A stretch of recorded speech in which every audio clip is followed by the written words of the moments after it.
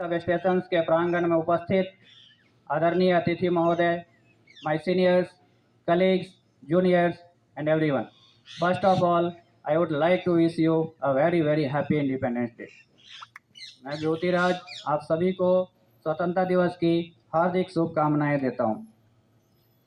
आज जिस प्रांगण में हम खड़े हैं, यह प्रांगण के चारों तरफ जब आप नज़र घुमाकर देखेंगे, यहाँ का यह भव्य इंफ्रास्ट्रक्चर इस बात का साक्षी है कि आप सब ने अटूट मेहनत किया है।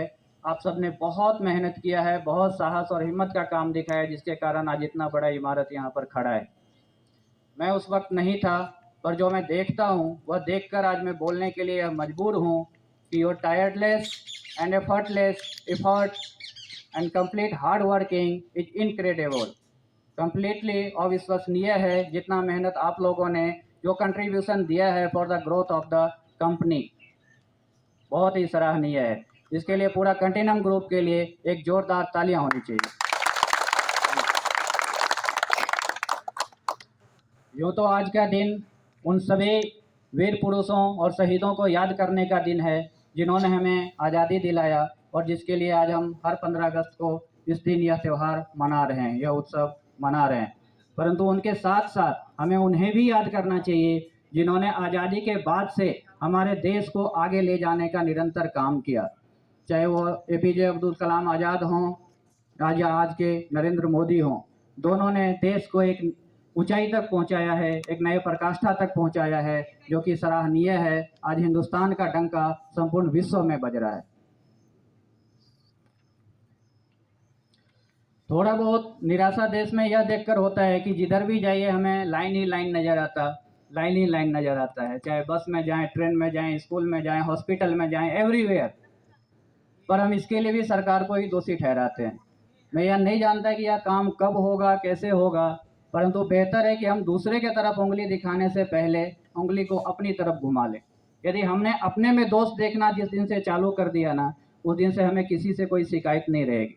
मैं नहीं जानता कि दुनिया कब इस सिंगल चाइल्ड पॉलिसी को हिंदुस्तान अपनाएगा, लेकिन मैंने अपनाया है and I can say that I am the first to adopt this policy. I have only single child. और मैं ये उम्मीद करता हूँ, आशा करता हूँ कि इस मैसेज को आगे बढ़ाइए और आप लोग भी इसका पालन करें। जब मैं तिरंगे की तरफ देखता हूँ, अपना तिरंगा का रेशियो बहुत लोगों को पता होगा, आई होप, ऑलवेज 2:3 के रेशियो में होता है, राइट। यह हो सकता है 20-30 भी हो, जितना बड़ा बनाना चाह सकते हैं बना सकते हैं। और उस तिरंगे को देखकर मैं एक चीज़ बार बार सोचने के लिए मजबूर होता हूँ कि आज़ादी के आज 77 वर्ष कंप्लीट हो चुके हैं और 70th इंडिपेंडेंस डे हम लोग सेलिब्रेट कर रहे हैं। इवन आफ्टर डैट हम श्योर नहीं है कि हम कब एक डेवलप्ड नेशन बनेंगे। सबसे पहले अब्दुल कलाम जी ने यह सपना देखा 2020 तक भारत एक विकसित भारत बनेगा, और देश के लिए सोचते सोचते उन्होंने अपने जीवन का एक एक कतरा, एक एक पल न्यौछावर कर दिया और सोचते सोचते ही वो चले गए। आज फिर वह सपना पुनः कई वर्षों बाद मोदी जी ने देखा है, पर फिर भी कई दशक आगे का प्लान किया गया है। ठीक है, कारण क्या है कि जब इसमें से 3 लोग काम करने के लिए आगे बढ़ते हैं तो 2 लोग उसको पीछे खींचने में लग जाते हैं। यह एक हमारी सबसे बड़ी खामी है हिंदुस्तानियों की। जिस दिन से ये 3 के साथ 2 आ गए, उस दिन से 5 to 6 टाइम्स डेवलपमेंट होगा, और जो हम 47 न कहें वो 37 और 27 भी आ सकता है। और वो फर्क हमारे अपने में लाना होगा, उस पर हमें ही काम करना होगा। सबसे बड़ी समस्या जो आज के टाइम में चल रही है वो है करप्शन का।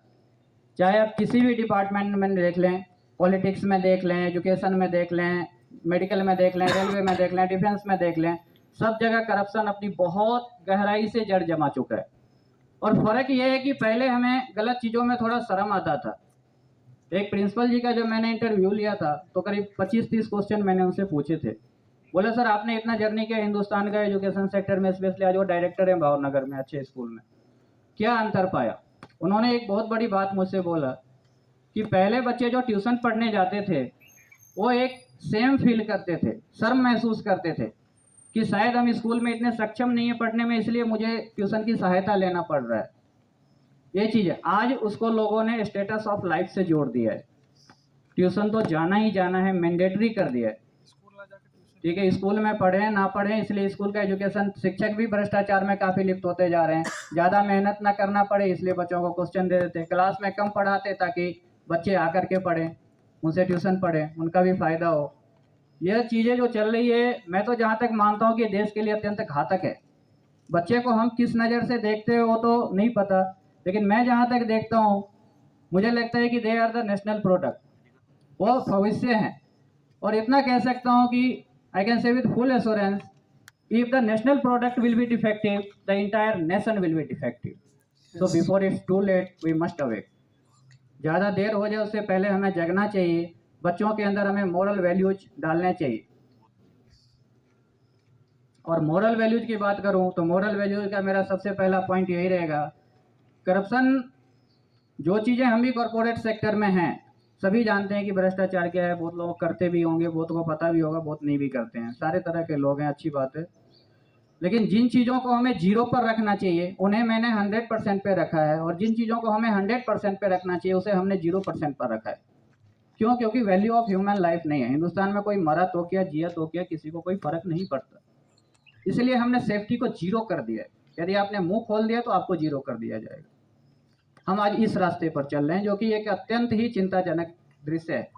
जब एक इंसान मरता है तो अकेला नहीं मरता, उसके साथ उसका पूरा परिवार मर जाता है, उसके सारे सपने मर जाते हैं, उसके जीवन को आगे बढ़ाने वाला फिर कोई नहीं मिलता। और वो ऐसा जगह है जिसको कोई भरपाई भी नहीं कर सकता। पर हम इस पर सोचना कि हम सुनना भी नहीं चाहते। सुनेंगे नहीं तो फिर सोचेंगे कहाँ से। इसलिए मैं चाहता हूँ कि अभी से जितने लोगों से ही संभव हो, मैं इतना ही रिक्वेस्ट करूँगा, इतना ही अपील करूँगा कि अपने बच्चों के अंदर एक मॉरल वैल्यूज डालें, नैतिकता का पाठ डालें। पिरोना पड़ेगा, हमें परवरिश देना पड़ेगा, और वह है कि नेशन फर्स्ट एंड ऑलवेज। राष्ट्र जो है सर्वप्रथम है, सर्वोपरि है। राष्ट्र से ऊपर कोई भी नहीं है। यदि आज राष्ट्र है तो हम यहाँ हैं, राष्ट्र नहीं है तो कोई भी नहीं।